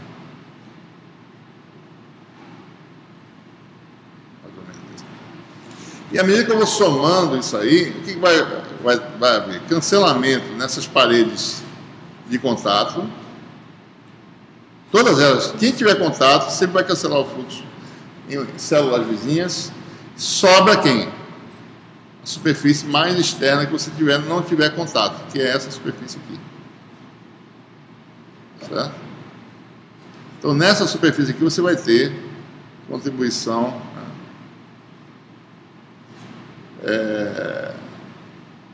nessa superfície externa, que no fundo é a integral de superfície, né? A superfície externa sigma. Ou seja, a soma dos microfluxos dá, no fundo, a integral, é o fluxo só pela superfície que limita a V. Esse aqui vai dar o quê? Essa soma no limite, né? Quanto menor o volume, então no processo de limite, isso aqui vai dar o fluxo na superfície externa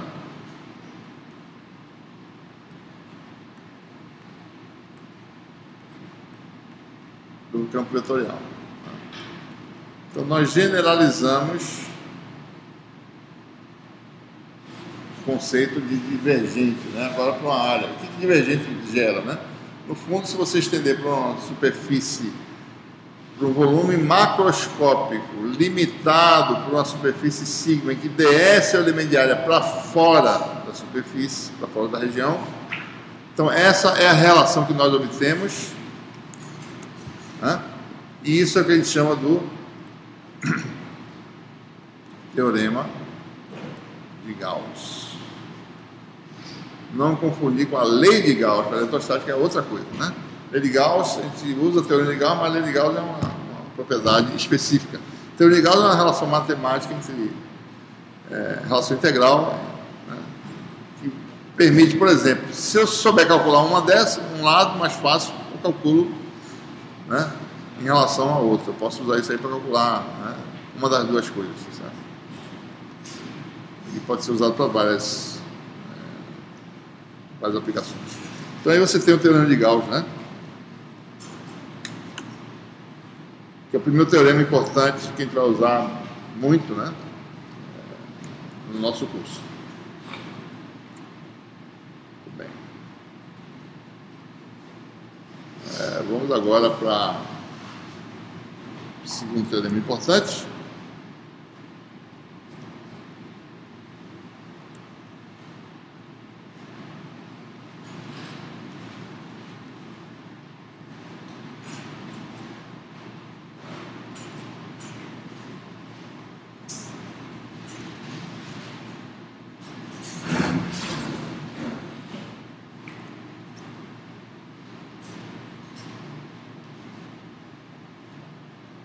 Saiu do quadro.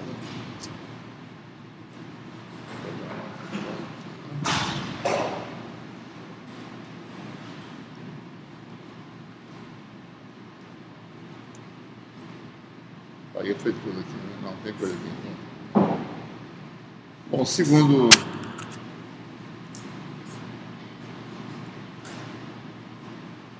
relação importante é o teorema de Stokes, né? Ou seja, o teorema de Gauss do divergente e o teorema de Stokes do rotacional, né? Então, mais uma vez, voltando para a definição do rotacional, né? O rotacional de um vetor projetado na direção normal, basta eu calcular a circulação no caminho que limita essa área diferencial, calcula a razão, você tem então a projeção do rotacional na direção que você quer, né? Mais uma vez, né? Isso aqui é a microcirculação, né? Essa parte aqui. Por que micro? Porque é uma área microscópica, né? Uma área diferencial. Ou a circulação diferencial, se você quiser chamar, né? Chamar de microcirculação, talvez. Então isso aqui, na realidade,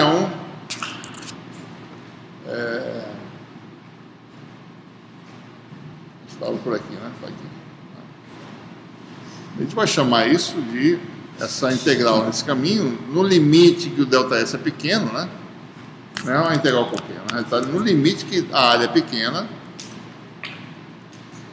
que é nesse contexto que eu estou calculando, né? Essa circulação nesse limite é que vai ser chamada da microcirculação. Está usando F agora, né? Está usando A antes. Isso aqui vai ser chamado da ΔI, a integral de linha, pequeno pedaço de integral de linha associado a uma área ΔS. Então, o rotacional de F na direção N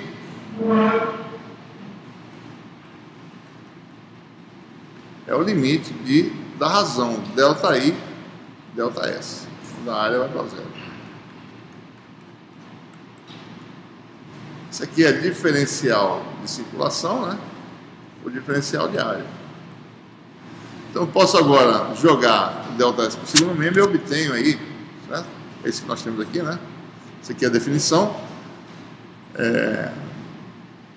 Então daqui você tem, quer dizer o quê, né? Se eu souber o rotacional de F, a projeção dele na direção normal, eu junto o ds com N, me dá o vetor área diferencial, faço produto escalar, tenho a microcirculação que eu quero. Calculo isso no centro, faço produto escalar. Certo? E a partir disso que a gente quer saber, se eu dividir, né?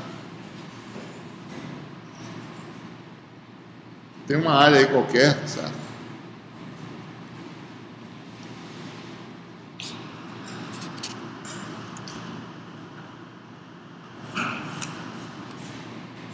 Agora, imagine, né? Isso aqui é uma área que não é plana. Você pode generalizar com qualquer formato, né? Isso aqui é uma área que é uma calota, mais ou menos. E aqui está o caminho que limita essa superfície, né?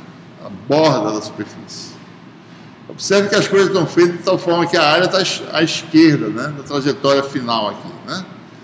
Eu subdivido essa calota em áreas fechadas e calculo essas microcirculações, e nessas áreas fechadas eu vou calcular a microcirculação em cada uma. Vamos fazer uma área plana que fica mais fácil de visualizar, certo? Suponho que eu tenho aí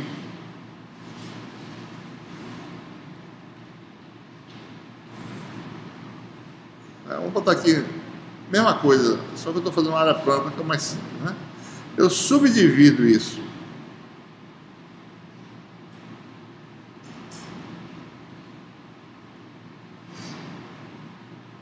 em áreas diferenciais, né? Em que eu posso calcular as microcirculações, né? Vou pegar uma dessas aqui, certo? Especificamente.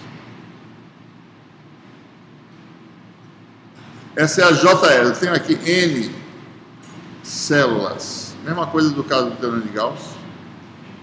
Essa aqui é a célula J, né? Então, na JL de uma célula, nós temos uma relação, né?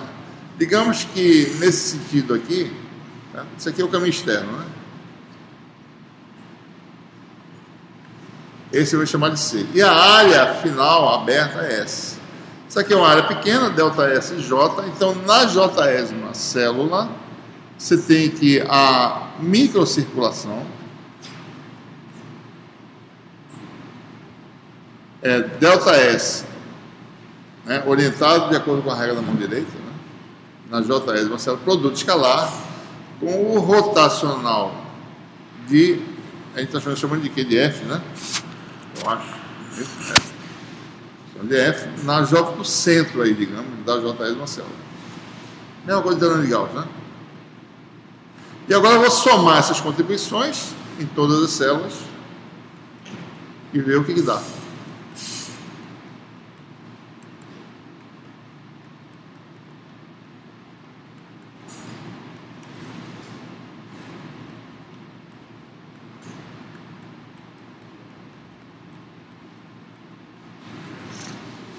Ora, aqui nós sabemos, né? Uma soma desse tipo é uma integral, né? Quando esse ΔS tende a zero, somar tudo isso é integrar sobre a área aberta S. Isso aqui vai dar uma integral macroscópica na superfície aberta S, ds, né? No limite, tá? Isso é tudo no limite. Escalar, rotacional de F. E mais uma vez a pergunta é: qual é a soma do lado esquerdo? A gente vai ver, né? Isso aqui é a célula J, né? A gente vai somar com a vizinha, certo? Aqui é a vizinha. A vizinha, a circulação é calculada desse jeito, né? Certo? Cancelou aqui, né? Ficou então só essa superfície aqui agora. A circulação está sendo calculada na borda das duas áreas. E à medida que você vai alastrando essa soma, você vai pegando sua borda, né? Vai cancelando no meio. Até chegar à borda externa, né? Cancelou tudo no meio aqui. Aqui vai cancelar também, em todo lugar, né? À medida que você vai somando, sobra isso aqui, certo? E à medida que você vai se alastrando, o que acontece? Você resulta uma integral só, a soma das circulações dá uma circulação só na borda externa, que é o caminho C, orientado de acordo com a regra que a gente estabeleceu, né? A regra da mão direita. Então, qual é a soma de delta e J? J igual a T. É a circulação no caminho externo.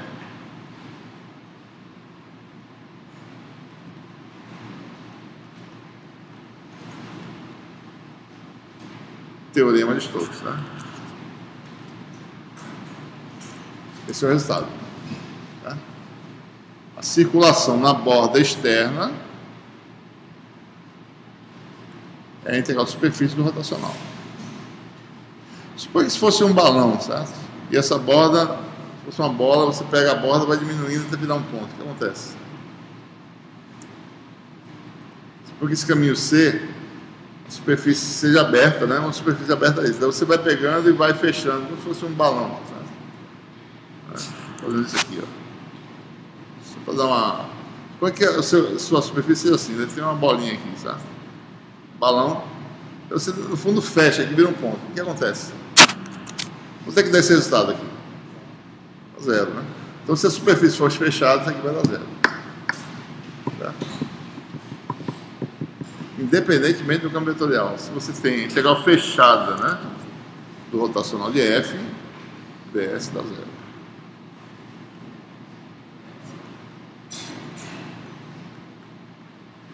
Certo? Ok? Bom, esse é o teorema de Stokes, né? Ou seja, permite, se você souber calcular uma dessas de um lado, você calcula o outro.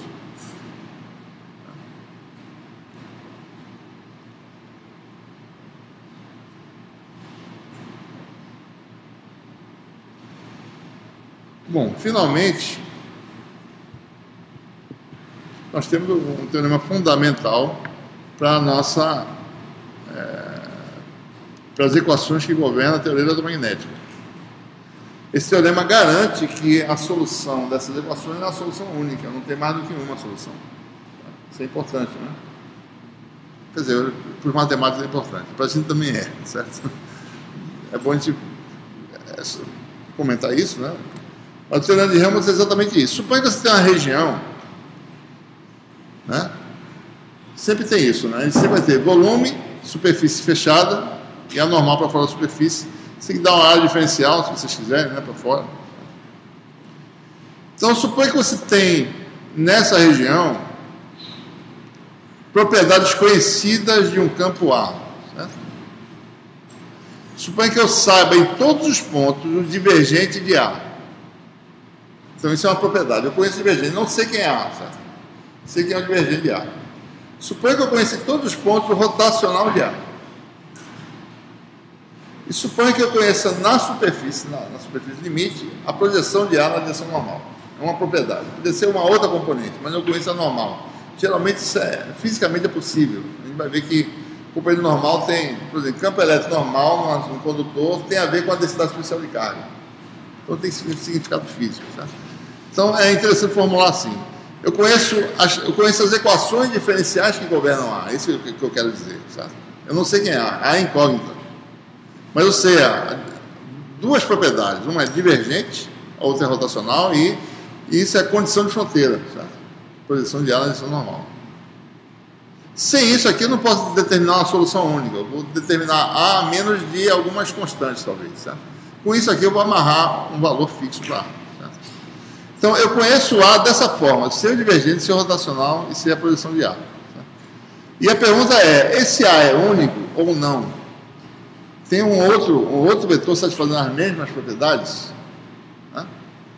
Então é assim que a gente quer saber. Né? Existe um segundo vetor com as mesmas propriedades, diferente de A, que tem o mesmo divergente, mesmo rotacional e a mesma projeção normal. Então o teorema de Helmholtz garante que só existe um vetor com essas propriedades. Ou seja, esse segundo vetor, na verdade, é o próprio vetor A. Certo? Esse é o teorema de Helmholtz. Por que ele é importante? Porque as equações de Maxwell, certo? Vou escrever elas aqui, né? A gente vai, no último capítulo, chegar nelas, mas vamos escrever aqui as equações só para a gente ver como é que elas são, certo? Não se preocupe em saber o que são os termos, né? A gente escreve as equações numa camisa, né? A pessoa escreve na camisa. A engenharia elétrica você escreve numa camisa, numa t-shirt, né? Divergente de D, isso é uma das grandezas de campo, né? Igual a ρ, certo? Uma função de densidade. Rotacional de E é outra grandeza, igual a menos dB dt. Segunda equação, certo? Aí você tem uma possibilidade, né? Essas equações são acopladas, certo? Divergente de B igual a zero. Rotacional de H igual a J. Aparecem várias grandezas, né? Que a gente vai ver as definições durante o curso. Essas são as equações de Maxwell, certo? Essas funções que aparecem do lado direito são funções de densidade de carga, densidade de corrente. Esse vetor D é o vetor de densidade de fluxo elétrico, o vetor E é o vetor campo elétrico, certo? O vetor B é o vetor de indução magnética, o vetor de densidade de fluxo magnético. E o vetor H é o vetor campo magnético. Certo? Essas equações eu posso expressar duas delas em termos de uma das grandezas. Por exemplo, D em função de E, eu tenho a divergente de E aqui, certo? A gente vai ver como fazer isso depois, mas só olhem, né? Por exemplo, eu posso, num regime estático, isso aqui dá zero, certo? Então eu tenho isso e isso, né? Regime estático, né? Duas equações. E D pode ser colocado em função de E. Então eu tenho a informação do divergente de E, que está implícito aqui dentro, e do rotacional de E. Eu tenho as propriedades. Tá? Então, no fundo, as equações de Maxwell são equações que especificam divergente e rotacional das grandezas. Né? Eu preciso saber, isso é suficiente para ter uma solução única para as grandezas que eu trabalho? Essa é a questão. Então, o teorema de Helmholtz garante exatamente isso. Se você tem essas grandezas, né? Dado divergente, dado rotacional, né? Então, A é igual a B. Só tem uma solução. Tá? Isso é demonstrado de forma... vale a pena mostrar um pouco da demonstração, talvez, ou se der tempo de mostrar tudo. Vamos mostrar aqui, tá? Porque a gente vai usar algumas das propriedades que a gente falou hoje, nessa aula de hoje, né? Campo que é obtido do gradiente da função é rotacional, né? Campo que é obtido do rotacional de vetor tem divergência nula. Então vamos dar uma olhada, mais ou menos, como é que demonstra isso aí, né?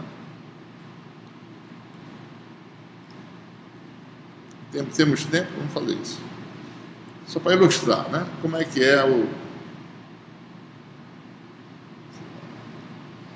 forma de mostrar isso. A gente olha as propriedades dos campos que vão aparecer, né? Então é isso que a gente quer saber. Né? Nós temos aí um vetor, né? Dois vetores, né? A e B. Então eu tenho um rotacional de A conhecido e tenho um divergente de A conhecido. Né? Quer dizer, em todo volume eu sei quem é o rotacional. É um vetor, chamado de F. Eu sei F em todos os pontos. Eu sei o divergente, é uma função escalar, é uma função F. Isso aqui também é o divergente de B, o rotacional de B e o divergente de B. Certo? Então, e o que mais, né? Na superfície fronteira, eu conheço a componente normal de A, chamada de AN na superfície sigma, é conhecido e vale B na superfície sigma. A gente quer mostrar que o vetor B é igual ao vetor A. Ou seja, vamos fazer um vetor que é a diferença dos dois. A gente quer mostrar que o vale 0, né? Em V, em todos os pontos. Não só em algum lugar, em todos os lugares. Né? U vale 0. É provar isso. Dá a sensação, né? O vetor que tem derivado. O vetor. Se eu jogar aqui, né? Rotacional de A menos rotacional de B, que é rotacional de U, dá 0, certo? Né? Rotacional de U é rotacional de B menos rotacional de A, né? Rotacional de B menos A, né? Operadores lineares, pode fazer combinações dos operadores, né? Rotacional de B menos A, rotacional de B menos rotacional de A, que são iguais, que dá vetor nulo. Mesma coisa, divergente de U é divergente de B menos divergente de A, que dá zero. U na superfície é quem? O normal. A normal, B normal menos A normal, que dá zero. Certo? Ou seja, eu tenho aí divergente de igual a zero, rotacional de igual a zero e U normal igual a zero, né? Dá a sensação que de fato é igual a zero, né? Por exemplo, o vetor constante satisfaz essas duas propriedades, né? Não satisfaz essa última, só se a constante for zero, né? Se eu peço um vetor U igual a uma constante K, né? Divergente de igual a zero, rotacional de igual a zero. U na superfície vai dar zero só se K for zero. Então, a gente dá para imaginar que esse U vai ser zero, mas não é evidente, não tem como assegurar, a gente tem que mostrar. Bom, então vamos começar com as nossas propriedades. U é um vetor que tem divergência nula. Então, uma das propriedades, todo vetor obtido do gradiente de uma função escalar, né? Na realidade, desculpe, rotacional de igual a zero, né? Todo vetor obtido do gradiente de uma função escalar tem rotacional zero. Foi uma das identidades de hoje. Então, eu posso sempre escrever, né? U como sendo o gradiente de uma função escalar. Por quê? Porque há uma identidade vetorial que diz que o rotacional do gradiente de φ é zero, qualquer que seja φ.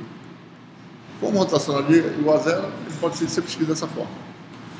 Todo vetor é rotacional é assim. Certo? Bom, a segunda propriedade é o seguinte. Bom, quem é o divergente de U? É o divergente do gradiente de φ. Isso aqui vai dar Laplaciano de φ. Certo? Então, a função escalar que eu quero saber quem é uma função cujo Laplaciano é zero. Então, primeiro, U é o gradiente de uma função escalar que satisfaz a equação de Laplace, que ele falou hoje. Né? Certo? Então, vamos construir aí, tá certo? A seguinte integração, né? Então, se eu posso apagar isso aqui, posso, né? Deixa eu apagar isso aqui.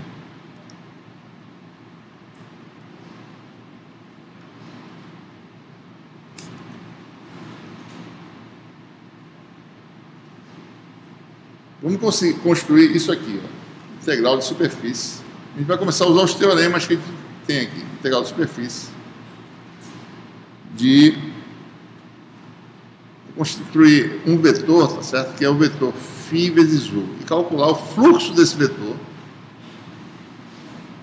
Veja a ideia qual é, né? Eu pego um vetor φ, podia ser qualquer vetor, né? Qualquer combinação. Mas eu estou pegando especificamente isso. Calculo o fluxo para fora da superfície sigma desse vetor. O que eu estou fazendo aqui? Esse vetor, certo? Ele tem uma propriedade normal igual a zero, certo? Isso aqui vai dar zero na superfície sigma. Que isso aqui, na verdade, é o normal ds vezes φ. Certo? Isso aqui é n ds, né? Vou botar aqui embaixo.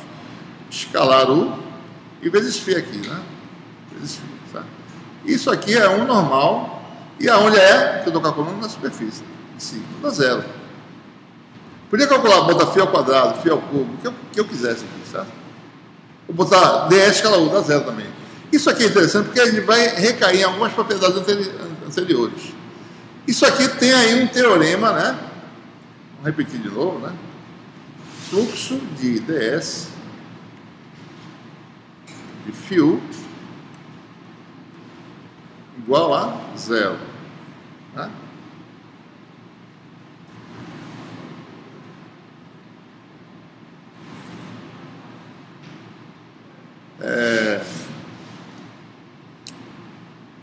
Bom, temos aí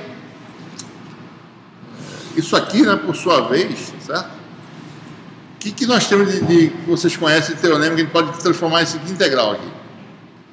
Integral do fluxo de um vetor, um dos teoremas que a gente acabou de falar, teorema de quem? De Gauss, né?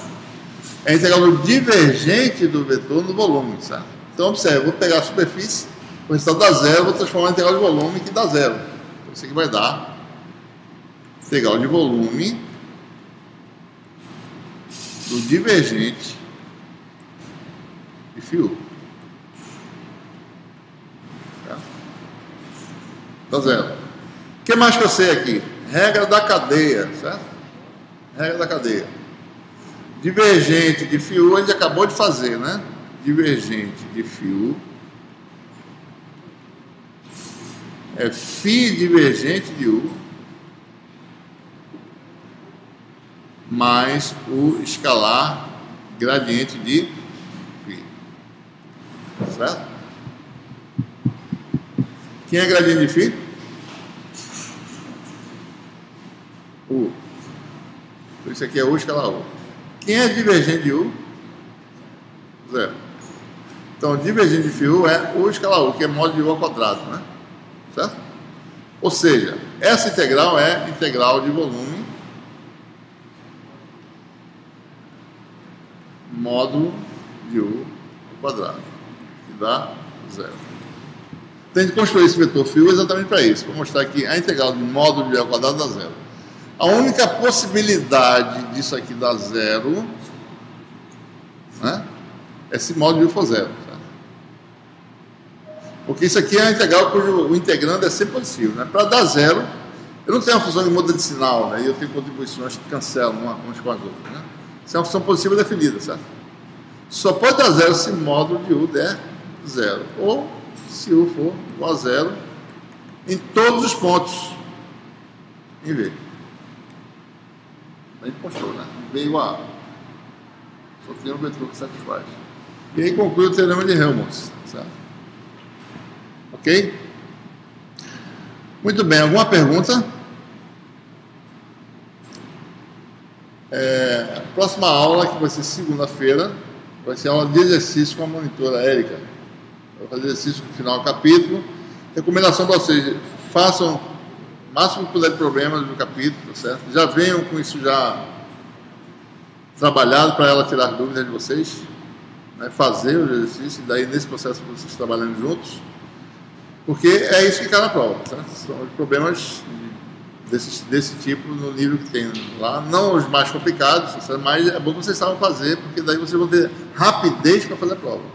Porque o objetivo de fazer exercício é ter rapidez, né? Ter treinamento. E também pegue provas anteriores para ver mais ou menos, né? Essa parte de álgebra vetorial que cai geralmente na prova. Tem aí um acervo de vários gabaritos de provas anteriores para vocês trabalharem e verem como faz e fazer, sabe? Tá bom? Parar por aqui, passada para vocês.